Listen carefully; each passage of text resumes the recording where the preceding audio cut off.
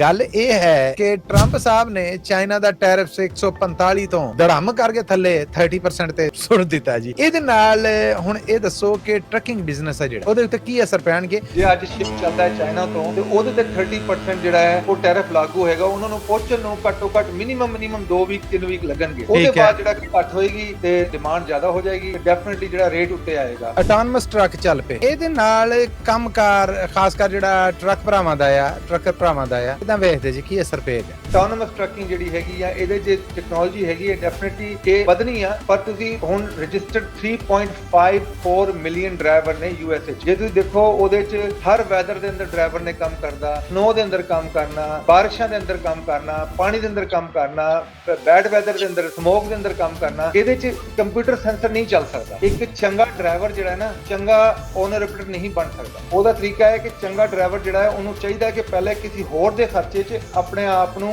Understand ਕਰਾਵੇ ਕਿ ਭਾਈ ਦੂਜੇ ਦੇ ਖਰਚੇ ਕਿਸ ਤਰ੍ਹਾਂ ਹੋ ਰਹੇ ਨੇ ਟਰੱਕ ਨੂੰ। ਇਹ ਕਿ ਨਹੀਂ ਕਿ ਭੱਜ ਕੇ ਜਾ ਕੇ ਟਰੱਕ ਲੈ ਲੇ ਤੇ ਬਾਅਦ 'ਚ ਦੇਖੀਏ ਕਿ ਕੀ ਹੋਇਆ। ਟਰੱਕ ਨੂੰ ਚਾਹੀਦਾ ਹੈ ਇੱਕ ਮਤਲਬ 2023 ਦਾ ਟਰੱਕ ਚਾਹੀਦਾ ਹੈ, ਐਗਜ਼ਾਮਪਲ ਦੇ ਰਹਾ ਹਾਂ, ਅੰਡਰ 200,000 ਚੱਲਦਾ, ਉਹ ਵੀ ਹੈਗਾ ਸਾਡੇ ਕੋਲ ਓਨਰ ਆਪਰੇਟਰ ਪੈਕੇਜ ਆ। 22 ਦਾ ਟਰੱਕ ਚਾਹੀਦਾ, ਉਹ ਵੀ ਹੈਗਾ। ਏਪੀਯੂ ਵਾਲਾ ਚਾਹੀਦਾ, ਉਹ ਵੀ ਹੈਗਾ। ਜੇ ਉਹਨਾਂ ਨੂੰ 2020 ਦੇ ਸਾਡੇ ਕੋਲ 505 ਹੈਗੇ, ਏਪੀਯੂ ਲੱਗੇ, ਆਵਰ ਬਹੁਤ ਘੱਟ ਨੇ, ਉਹ ਵੀ ਅਵੇਲੇਬਲ ਨੇ। ਪੰਜਾਬੀ ਰੇਡੀਓ ਯੂਐਸਏ ਦੇਖ ਰਹੇ ਸੁਣ ਰਹੇ ਸਭ ਸਤਿਕਾਰਯੋਗ ਸਰੋਤਿਆਂ ਦੀ ਸੇਵਾ 'ਚ ਮੈਂ ਹਾਂ ਮਸੂਦ ਮੱਲੀ, ਔਰ ਦੋਵੇਂ ਹੱਥ ਜੋੜ ਕੇ ਸਲਾਮ, ਆਦਾਬ ਔਰ ਸਤਿ ਸ੍ਰੀ ਅਕਾਲ ਕਹਿਣਾ। ਜਦੋਂ ਮੈਂ ਪੰਜਾਬੀ ਰੇਡੀਓ ਯੂਐਸਏ ਦੇ ਇਸ ਪਲੇਟਫਾਰਮ ਤੋਂ ਇਹ ਪ੍ਰੋਗਰਾਮ ਲੈ ਕੇ ਆਉਣਾ ਤੇ ਇਹਦਾ ਮਤਲਬ ਇਹ ਹੁੰਦਾ ਆ ਕਿ ਇੱਕ ਨਹੀਂ ਦੋ ਪਲੇਟਫਾਰਮਸ ਨੇ, ਇੱਕ ਪੰਜਾਬੀ ਰੇਡੀਓ ਯੂਐਸਏ ਦਾ ਔਰ ਦੂਸਰਾ ਯੂਐਸਏ ਟਰੱਕ ਸੇਲਸ ਦਾ, ਜਿੱਥੋਂ ਅਸੀਂ ਹਰ ਵਾਰ ਹਫਤਾਵਾਰ ਮੁਲਾਕਾਤ ਕਰਾਉਂਦੇ ਹਾਂ ਤੁਹਾਡੀ ਸ਼ਾਹ ਜੀ ਦੇ ਨਾਲ।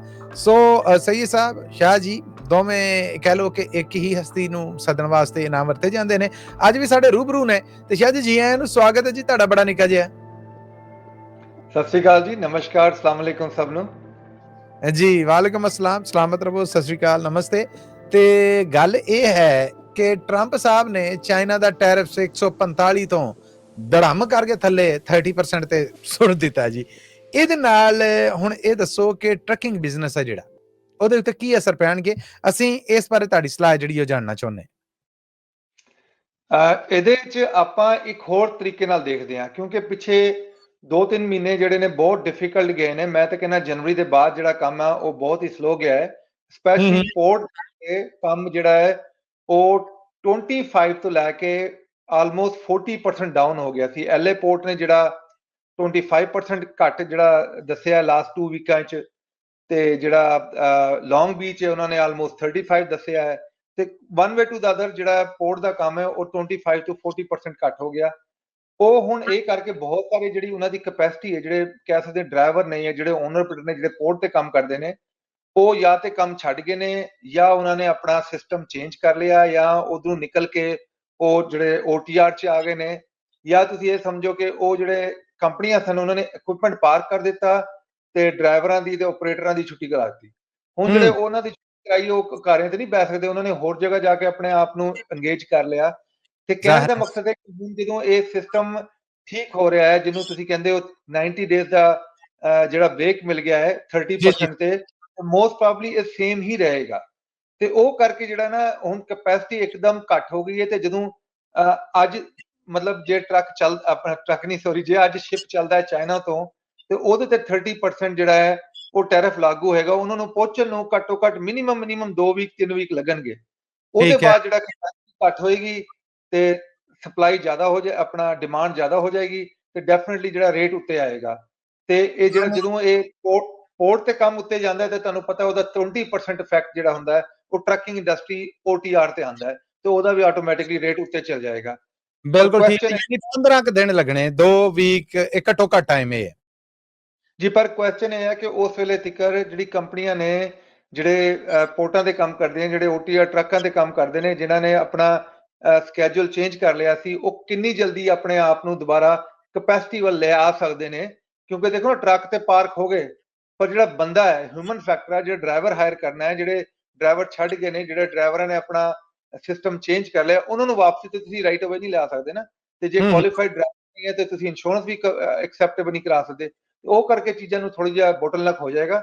ਪਰ ਐਜ਼ ਅ ਇੰਡਸਟਰੀ ਜਿਹੜੇ ਲੋਕ ਖੜ ਗਏ ਨੇ, ਜਿਹੜੇ ਲੋਕ ਲੱਗੇ ਨੇ, ਜਿਹੜੇ ਲੋਕ ਫੇਸ ਕਰ ਰਹੇ ਨੇ, ਉਹਨਾਂ ਵਾਸਤੇ ਜਿਹੜਾ ਇੱਕ ਅਪਰਚੁਨਿਟੀ ਦੁਬਾਰਾ ਆ ਜਾਊਗੀ ਤੇ ਚੀਜ਼ਾਂ ਕਾਫੀ ਬਿਹਤਰ ਹੋ ਜਾਣਗੀਆਂ। ਬਿਲਕੁਲ ਠੀਕ ਹੈ। ਸ਼ਾਹ ਜੀ, ਆਟੋਨਮਸ ਟਰੱਕ ਚੱਲ ਪਏ ਔਰ ਵਾਕਈ ਚੱਲ ਪਏ। ਇਹਦੇ ਨਾਲ ਕੰਮਕਾਰ ਖਾਸ ਕਰ ਜਿਹੜਾ ਟਰੱਕ ਭਰਾਵਾਂ ਦਾ ਆ, ਟਰੱਕਰ ਭਰਾਵਾਂ ਦਾ ਆ, ਕਿਦਾਂ ਵੇਖਦੇ ਜੀ, ਕੀ ਅਸਰ ਪਏਗਾ? ਜੀ, ਕੰਪਨੀ ਹੈ ਅਰੋਰਾ ਇਨੋਵੇਸ਼ਨਸ, ਉਹਨਾਂ ਨੇ ਜਿਹੜਾ ਆਟੋਨੋਮਸ ਟਰੱਕ ਚਲਾ ਲਿਆ ਹੈ, ਜਿਹੜਾ ਫੁੱਲੀ ਤੌਰ ਤੇ ਆਟੋਨੋਮਸ ਸੀਗਾ, ਉਹਦੇ ਚ ਯਾਨੀ ਜੋਇਸਟਿਕ ਵੀ ਨਹੀਂ ਸੀਗੀ, ਉਹ ਉਹਨਾਂ ਨੇ ਬੜਾ ਸੋਸ਼ਲ ਮੀਡੀਆ 'ਚ ਪਾਇਆ ਹੈ। ਜਿਹੜਾ ਟੈਕਸਸ ਤੇ ਹਿਊਸਟਨ ਉਹਨਾਂ ਨੇ ਆਲਰੇਡੀ ਲੈ ਕੇ ਗਏ ਨੇ, ਤੇ ਟ੍ਰੈਫਿਕ ਆਵਰ 'ਚ ਲੈ ਕੇ ਗਏ ਨੇ ਜਦੋਂ ਬਹੁਤ ਜ਼ਿਆਦਾ ਟ੍ਰੈਫਿਕ ਸੀਗਾ, ਤੇ ਉਹਨੇ ਆਪਣਾ 100% ਕੰਮ ਕੀਤਾ ਹੈ। ਤੇ ਨਾਲ ਉਹਨਾਂ ਨੇ ਇਹ ਵੀ ਕਿਹਾ ਹੈ ਇਹਦਾ ਜਿਹੜਾ ਸੈਂਸਰ ਆ ਉਹ 4 ਫੁੱਟਬਾਲ ਫੀਲਡ ਅੱਗੇ ਦੇਖ ਸਕਦਾ ਹੈ। ਤੇ ਜਿਹੜਾ ਅੱਛਾ। ਮਤਲਬ ਜੀ ਬਿਲਕੁਲ, ਜੇ ਆਰਟੀਫੀਸ਼ੀਅਲ ਇੰਟੈਲੀਜੈਂਸ ਯੂਜ਼ ਕਰਕੇ ਜਿਹੜਾ ਉਹਨਾਂ ਦੇ ਸੈਂਸਰ ਨੇ ਉਹ ਇਸ ਲੈਵਲ ਤੇ ਹੈਗੇ ਕਿ ਉਹ ਇੱਕ ਬੈਟਰ ਮਤਲਬ ਕੰਮ ਕਰ ਸਕਦੇ ਨੇ, ਜਿਹੜੀ ਟੈਕਨੋਲੋਜੀ ਆ ਉਸ ਲੈਵਲ ਤੇ ਆ ਗਈ ਆ। ਇਹਦੇ ਚ ਉਹਨਾਂ ਨੇ ਫਿਲਹਾਲ ਇੱਕ ਟਰੱਕ ਜਿਹੜਾ ਚਲਾ ਰਹੇ ਨੇ ਤੇ ਉਹਦਾ ਡਾਟਾ ਇਕੱਠਾ ਕਰ ਰਹੇ ਨੇ, ਪਰਫੈਕਸ਼ਨ ਦੀ ਵੱਲ ਜਾ ਰਹੇ ਨੇ। ਪਰ ਮੈਂ ਫਿਰ ਕਹਾਂਗਾ ਕਿ ਜਿਹੜਾ ਇੱਕ ਬਹੁਤ ਵੱਡੀ ਲੋਕੀ ਇੰਡਸਟਰੀ ਚ ਕਹਿੰਦੇ ਨੇ ਕਿ ਰੀਜ਼ਨ ਹੈ ਆਟੋਨੋਮਸ ਟਰੱਕ ਆਉਣ ਦੀ, ਉਹ ਹੈਗੀ ਡਰਾਈਵਰਾਂ ਦੀ ਸ਼ਾਰਟੇਜ। ਪਰ ਉਹ ਗੱਲ ਕਰਦੇ ਭੁੱਲ ਜਾਂਦੇ ਨੇ ਕਿ ਡਰਾਈਵਰਾਂ ਦੀ ਸ਼ਾਰਟੇਜ ਨਹੀਂ ਹੈਗੀ, ਇਹ ਅਸਲ ਵਿੱਚ ਟਰਨ ਅਰਾਊਂਡ ਦੀ ਟਰਨ ਅਰਾਊਂਡ ਬਹੁਤ ਵੱਧ ਗਿਆ ਹੈ। ਜੇ ਤੁਸੀਂ ਡਰਾਈਵਰ ਦੀ ਲੁੱਕ ਆਫਟਰ ਨਹੀਂ ਕਰੋਗੇ, ਉਹਨਾਂ ਦੀ ਟ੍ਰੇਨਿੰਗ ਨਹੀਂ ਕਰੋਗੇ, ਉਹਨਾਂ ਨੂੰ ਪੇ ਨਹੀਂ ਕਰੋਗੇ, ਤੇ ਡੈਫੀਨਿਟਲੀ ਲੋਕੀ ਆਂਦੇ ਨੇ ਤੇ ਨਿਕਲ ਜਾਂਦੇ ਨੇ, ਆਂਦੇ ਤੇ ਨਿਕਲ ਜਾਂਦੇ ਨੇ। ਠੀਕ ਹੈ। ਮਕਸਦ ਹੈ ਕਿ ਬਹੁਤ ਸਾਰੀ ਵੱਡੀ ਕੰਪਨੀਆਂ ਜਿਹੜਾ ਉਹਨਾਂ ਦਾ ਟਰਨ ਅਰਾਊਂਡ ਜਿਹੜਾ ਹੈਗਾ 75 ਈਵਨ 80% ਹੈਗਾ, ਯਾਨੀ ਇੱਕ ਸਾਲ ਦੇ ਅੰਦਰ ਜਿਹੜਾ ਟਰੱਕ ਡਰਾਈਵਰ ਆਂਦਾ ਹੈ ਉਹ ਇੱਕ ਸਾਲ ਤੋਂ ਪਹਿਲਾਂ ਹੀ ਨਿਕਲ ਜਾਂਦਾ ਹੈ ਬਾਹਰ, ਉਹ ਉਹਦੇ ਤੇ ਖੜਦਾ ਹੀ ਨਹੀਂ। ਤੇ ਸ਼ਾਰਟੇਜ ਦੀ ਗੱਲ ਨਹੀਂ ਹੋ ਰਹੀ, ਇਹ ਜਿਹੜੇ ਹੈਗੇ ਕੁਆਲੀਫਾਈਡ ਡਰਾਈਵਰਾਂ ਦੀ ਤੇ ਉਹਨਾਂ ਦੀ ਲੁੱਕ ਆਫਟਰ ਕਰਨ ਦੀ ਜਿਹੜੀ ਹੈ ਉਹ ਪ੍ਰੋਬਲਮ ਹੈਗੀ। ਉਹਦੇ ਚ ਦੇ ਆਪਾਂ ਦੇਖਿਆ ਜਾਏ ਕਿ ਆਟੋਨੋਮਸ ਟਰੱਕਿੰਗ ਜਿਹੜੀ ਹੈਗੀ ਆ, ਇਹਦੇ ਚ ਟੈਕਨੋਲੋਜੀ ਹੈਗੀ ਹੈ, ਡੈਫੀਨਿਟਲੀ ਇਹ ਵਧਣੀ ਆ। ਪਰ ਤੁਸੀਂ ਹੁਣ ਰਜਿਸਟਰਡ 3.54 ਮਿਲੀਅਨ ਡਰਾਈਵਰ ਨੇ ਯੂਐਸਏ ਚ, 3.54 ਮਿਲੀਅਨ ਡਰਾਈਵਰ। ਜੇ ਤੁਸੀਂ ਦੇਖੋ ਉਹਦੇ ਚ ਹਰ ਵੈਦਰ ਦੇ ਅੰਦਰ ਡਰਾਈਵਰ ਨੇ ਕੰਮ ਕਰਦਾ, ਸਨੋ ਦੇ ਅੰਦਰ ਕੰਮ ਕਰਨਾ, ਬਾਰਿਸ਼ਾਂ ਦੇ ਅੰਦਰ ਕੰਮ ਕਰਨਾ, ਪਾਣੀ ਦੇ ਅੰਦਰ ਕੰਮ ਕਰਨਾ, ਬੈਡ ਵੈਦਰ ਦੇ ਅੰਦਰ, ਸਮੋਕ ਦੇ ਅੰਦਰ ਕੰਮ ਕਰਨਾ। ਇਹਦੇ ਚ ਕੰਪਿਊਟਰ ਸੈਂਸਰ ਨਹੀਂ ਚੱਲ ਸਕਦਾ। ਹੁਣ ਮੈਂ ਵੀ ਇੱਕ ਟੈਸਲਾ ਚਲਾ ਰਿਹਾ, ਟੈਸਲਾ ਦੇ ਅੰਦਰ ਜਦੋਂ ਲਾਈਟ ਪੈਂਦੀ ਹੈ ਉਹਦਾ ਆਟੋ ਪਾਇਲਟ ਖਤਮ ਹੋ ਜਾਂਦਾ ਹੈ। ਕਈ ਵਾਰੀ ਜਦੋਂ ਲਾਈਨਾਂ ਦੇ ਉੱਤੇ ਪਾਣੀ ਪਿਆ ਹੋਏ ਉਹਦਾ ਆਟੋ ਪਾਇਲਟ ਖਤਮ ਹੋ ਜਾਂਦਾ ਹੈ। ਕਈ ਵਾਰੀ ਜਦੋਂ ਸਨੋ ਪਈ ਹੋਏ ਉਹਦਾ ਆਟੋ ਪਾਇਲਟ ਖਤਮ ਹੋ ਜਾਂਦਾ ਹੈ। ਤੇ ਇਹ ਤੁਸੀਂ ਮਤਲਬ ਹਿਊਮਨ ਨੂੰ ਰਿਪਲੇਸ ਨਹੀਂ ਕਰ ਸਕਦੇ। ਇਹ ਹੋਰ ਗੱਲ ਹੈ ਕਿ ਇਹ ਮਤਲਬ ਟੈਕਨੋਲੋਜੀ ਆ ਗਈ ਆ, ਬੈਸਟ ਵੈਦਰ ਵਿੱਚ ਬਹੁਤ ਅੱਛਾ ਵੈਦਰ ਹੋਏ ਉਹਦੇ ਚ ਜਿਹੜੀ ਆ ਇੱਕ ਲਾਈਨ ਲੱਗੀ ਹੋਏ, ਉਸ ਲਾਈਨ ਤੇ ਚੱਲ ਸਕਦੇ ਨੇ ਟਰੱਕ, ਪਰ ਹਿਊਮਨ ਨੂੰ ਚੇਂਜ ਨਹੀਂ ਕਰ ਸਕਦੇ। ਹਿਊਮਨ ਫੈਕਟਰ ਫਿਰ ਵੀ ਚੱਲੇਗਾ। ਤੇ ਡੈਫੀਨਿਟਲੀ ਜਿਹੜਾ ਟਰੱਕਿੰਗ ਆ, ਜੇ ਉਹਨੂੰ ਚੇਂਜ ਕਰਦੇ ਵੀ, ਜੇ ਉਹਨੂੰ ਇਦਾਂ ਕਹਿ ਸਕਦੇ ਹੋ, ਜੇ ਡਰਾਈਵਰ ਨੂੰ ਰਿਪਲੇਸ ਕਰਨਾ ਵੀ ਚਾਹੋ ਤਾਂ ਤੁਸੀਂ ਅੱਜ ਦੀ ਟੈਕਨੋਲੋਜੀ ਰਿਪਲੇਸ ਨਹੀਂ ਕਰ ਸਕਦੇ। ਹੋ ਸਕਦਾ 40-50 ਸਾਲ ਬਾਅਦ ਕੋਈ ਹੋਰ ਸਿਸਟਮ ਚੱਲ ਜਾਏ। ਕਿਤੇ ਨਾ ਕਿਤੇ ਰੱਬ ਨੇ ਕੋਈ ਨਾ ਕੋਈ ਸਬਬ ਰੱਖਿਆ ਹੈ ਦਾਣਾ ਚੁਗਣ ਦਾ। ਕੋਈ ਨਹੀਂ, ਪਰੇਸ਼ਾਨੀ ਆਪਣੇ ਥਾਂ, ਪਰ ਕੋਈ ਨਾ ਕੋਈ ਕਿਤੇ ਨਾ ਕਿਤੇ ਗੁੰਜਾਇਸ਼ ਨਿਕਲ ਆਉਣੀ। ਦੇਖੋ ਜੀ, ਮੇਰੀ ਅੱਖਾਂ ਜਿਹੜੀਆਂ ਨੇ ਇਹਦੇ ਚ ਐਨਕ ਵੀ ਲੱਗੀ ਹੈ, ਪਰ ਇਹਦਾ ਨੇਮੁਲ ਬਦਲ ਨਹੀਂ ਹੈਗਾ। ਇਹਨੂੰ ਤੁਸੀਂ ਰਿਪਲੇਸ ਨਹੀਂ ਕਰ ਸਕਦੇ ਸੈਂਸਰਾਂ ਨਾਲ।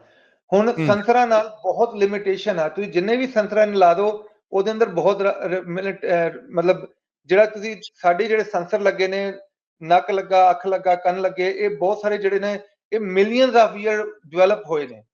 ਤੇ ਜੇ ਦੇਖਿਆ ਜਾਏ ਤੇ ਮੈਨੂੰ ਆਪ ਯਾਦ ਆ ਜਦੋਂ ਅਸੀਂ ਛੋਟੇ ਹੁੰਦੇ ਸੀ, ਉਹਦੇ ਚ ਮਾਈਕਰੋਫੋਨ ਤੇ ਸਪੀਕਰ ਨਹੀਂ ਸੀਗੇ, ਤੇ ਜਦੋਂ ਲੋਕ ਆਵਾਜ਼ਾਂ ਦਿੰਦੇ ਸੀ ਇੱਕ ਦੂਜੇ ਨੂੰ ਆਪਣਾ ਖੇਤਾਂ ਵਿੱਚ, ਤੇ ਆਲਮੋਸਟ 2-2 ਕਿਲੋਮੀਟਰ ਤੇ ਮੈਂ ਆਪ ਆਵਾਜ਼ ਸੁਣੀ ਹੈ। ਵਾਹ ਵਾਹ ਵਾਹ ਵਾਹ, ਏਦਾਂ ਹੀ ਹੈ।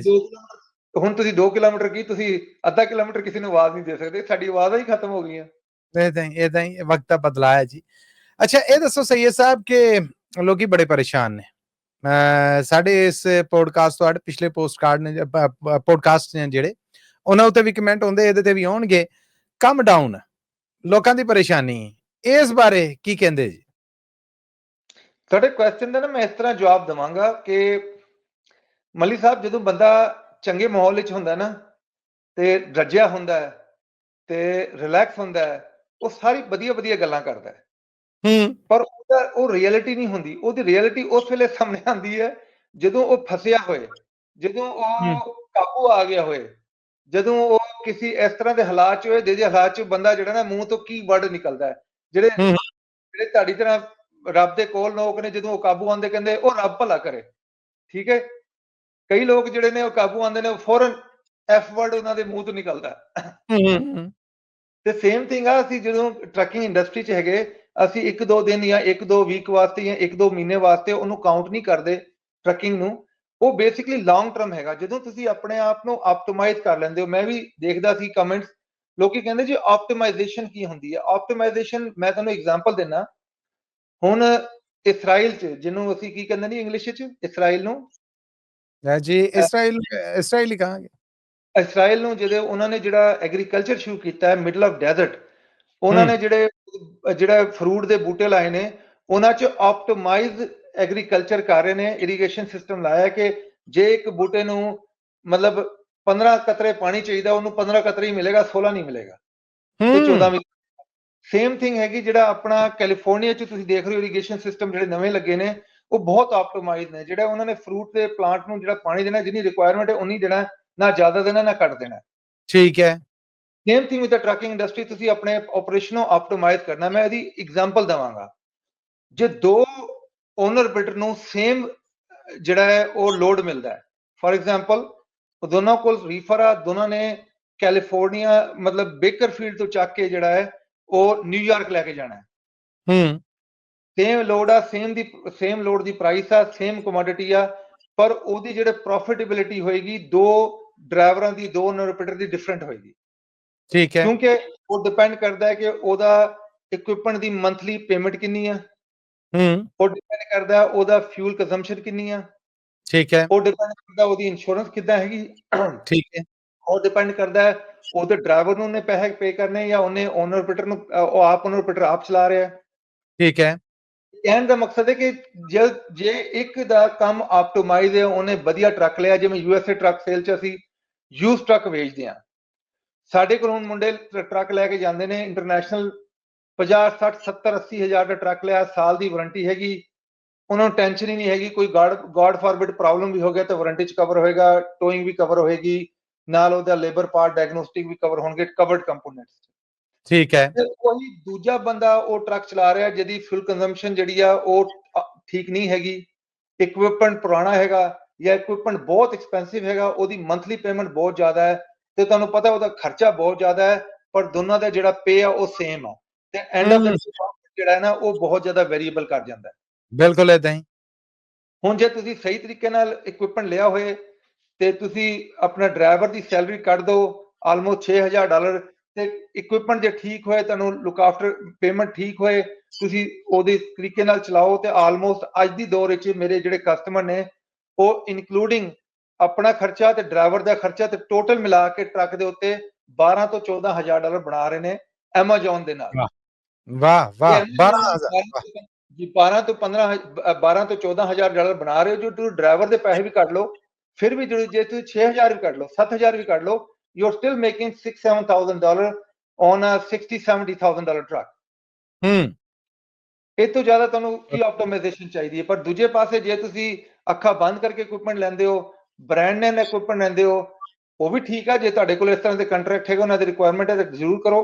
ਪਰ ਜੇ ਤੁਸੀਂ ਨਵੇਂ ਓਨਰ ਬਿਲਡਰ ਜਾਂ ਛੋਟਾ ਫਲੀਟ ਹੈ, ਆਪਣੇ ਖਰਚਿਆਂ ਨੂੰ ਕਾਬੂ ਰੱਖੋ ਤੇ ਆਪਣਾ ਬੈਸਟ ਤਰੀਕੇ ਨਾਲ ਜਿਹੜਾ ਪ੍ਰੋਫਿਟੇਬਿਲਿਟੀ ਨੂੰ ਸਾਹਮਣੇ ਰੱਖ ਕੇ ਆਪਣਾ ਬਿਜ਼ਨਸ ਚਲਾਓ। ਬਾਕੀ ਹੁਣ ਇੱਕ ਚੀਜ਼ ਮੈਂ ਆਖਿਰ 'ਚ ਕਹਾਂਗਾ ਕਿ ਇੱਕ ਚੰਗਾ ਡਰਾਈਵਰ ਜਿਹੜਾ ਹੈ ਨਾ, ਉਹ ਚੰਗਾ ਓਨਰ ਬਿਲਡਰ ਨਹੀਂ ਬਣ ਸਕਦਾ। ਉਹਦਾ ਤਰੀਕਾ ਹੈ ਕਿ ਚੰਗਾ ਡਰਾਈਵਰ ਜਿਹੜਾ ਹੈ ਉਹਨੂੰ ਚਾਹੀਦਾ ਕਿ ਪਹਿਲੇ ਕਿਸੇ ਹੋਰ ਦੇ ਖਰਚੇ 'ਚ ਆਪਣੇ ਆਪ ਨੂੰ ਅੰਡਰਸਟੈਂਡ ਕਰਾਵੇ ਕਿ ਭਾਈ ਦੂਜੇ ਦੇ ਖਰਚੇ ਕਿਸ ਤਰ੍ਹਾਂ ਹੋ ਰਹੇ ਨੇ ਟਰੱਕ ਨੂੰ। ਇਹ ਕਿ ਨਹੀਂ ਕਿ ਭੱਜ ਕੇ ਜਾ ਕੇ ਟਰੱਕ ਲੈ ਲੇ ਤੇ ਬਾਅਦ 'ਚ ਦੇਖੇ ਕਿ ਕੀ ਹੋਇਆ। ਫੋਰ ਐਗਜ਼ਾਮਪਲ ਕਈ ਇਦਾਂ ਦੇ ਖਰਚੇ ਨੇ ਜਿਹੜੇ ਅਨਫੋਰਸੀਨ ਹੁੰਦੇ ਨੇ। ਫੋਰ ਐਗਜ਼ਾਮਪਲ ਟਰੱਕ ਡਾਊਨ ਹੋ ਗਿਆ, ਫੋਰ ਐਗਜ਼ਾਮਪਲ ਇੰਸ਼ੋਰੈਂਸ ਦਾ ਤੁਹਾਨੂੰ ਪੇਮੈਂਟ ਦੇਣੀ ਪੈਗੀ, ਫੋਰ ਐਗਜ਼ਾਮਪਲ ਤੁਹਾਡੀ ਅਥਾਰਟੀਆਂ ਦਾ ਖਰਚਾ ਇੱਕਦਮ ਆ ਗਿਆ, ਜਾਂ ਫੋਰ ਐਗਜ਼ਾਮਪਲ ਮਤਲਬ ਇਦਾਂ ਦੇ ਬਹੁਤ ਸਾਰੇ ਅਨਫੋਰਸੀਨ ਖਰਚੇ ਜਿਹੜਾ ਤੁਸੀਂ ਲੁੱਕ ਆਫਟਰ ਕਰਨੇ।